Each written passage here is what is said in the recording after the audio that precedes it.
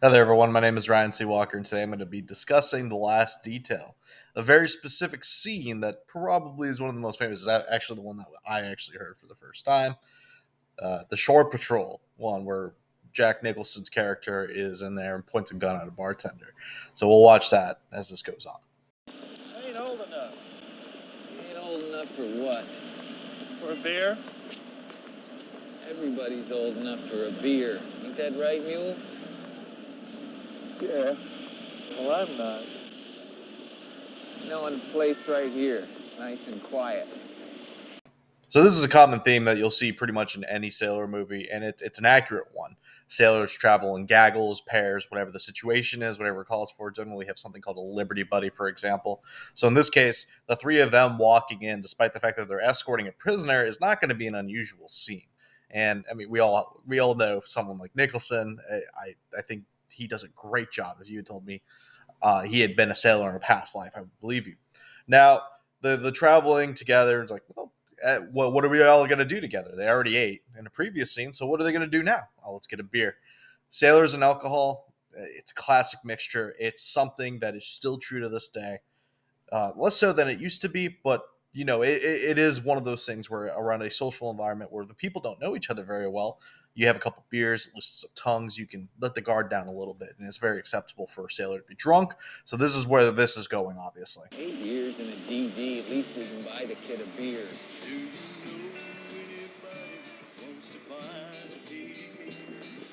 All right, Ed. I'll take 30 cents worth of beer in a glass and the same from the shipmates here. It don't work to you no more. Let me see your IDs. How come? Because this kid ain't old enough. Listen, pal. Listen yourself, pal. The law says I have to serve him, and says I can't I'll tell serve you what him. you better do, Mr. Citizen Bartender. You take your beers and ram them up your ass sideways. All right, we just saw something fascinating. Racial undertones, the position of sailors in society. So they're not being welcomed with open arms here. I mean, it's midday, it's slow bar. You think of Cheers when you watch Cheers in this relative same period. During the day, it's slow until it picks up at night. So they're the only ones there, and they're still not being welcomed. Like, hey, we're here to buy stuff.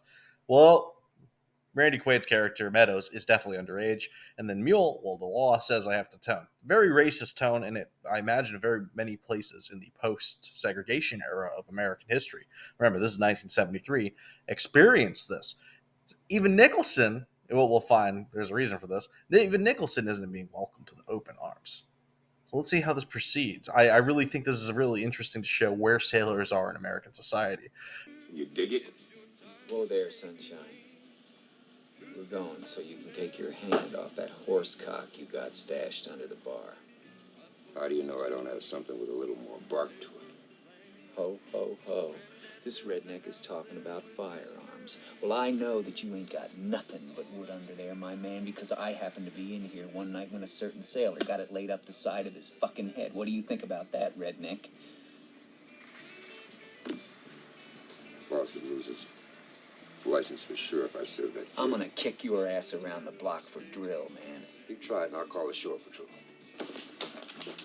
I am the motherfucking Shore Patrol, motherfucker! I am the motherfucking Shore Patrol! Now give this man a beer. I don't want a beer anyway. You're gonna have a fucking beer! Come on, man. I feel like one right That now. ass. Come on, man. Come on. Come on. Come on, let's go. Come on, man.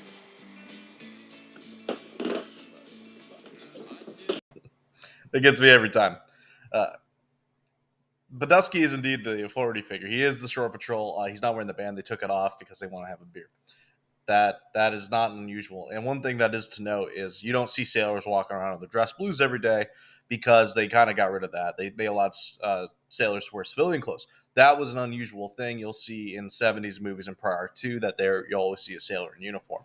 Now, Badusky in this case and Mule are both petty officer first classes. They're E6s. That's a very high rank, actually.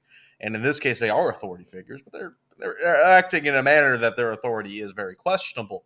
However, to point the gun and say that they're the shore patrol, they're definitely stepping over the line. There's no way about it. I think that this is one of the early symptoms that you see that Badusky / Nicholson is manic, very manic in this case. We could talk about trauma. We could talk about a lot of mental health issues. The Navy has done a good job in trying to address these. This is the 70s, though. They do not have that. They're trying to figure things out, and you see evidence of this throughout the movie. In this scene, it manifests in violence and a manic fit, where Badusky is trying to stay on task, but at the same time, not necessarily do it very well. So keep that in mind moving forward for the next scene. How does Badusky react when they're outside?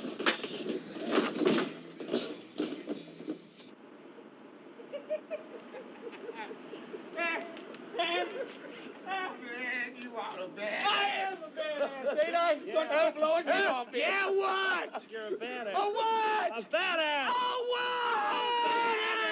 You ain't leaving D.C. till you got a belly full of beer. Come on, kid. Jesus Christ. Did you see that cracker asshole? The law says that I gotta serve him. I thought he was gonna have a fucking heart attack. Scared the shit out of He him, was man. scared, You man. better believe He was it. ready to go. What I think is really fascinating with this is as they're laughing and they're leaving, they're laughing about it. I mean, when they're leaving, they look an awful lot like, I don't know, an armed burglar in some respects. They're carrying something, they're leaving out.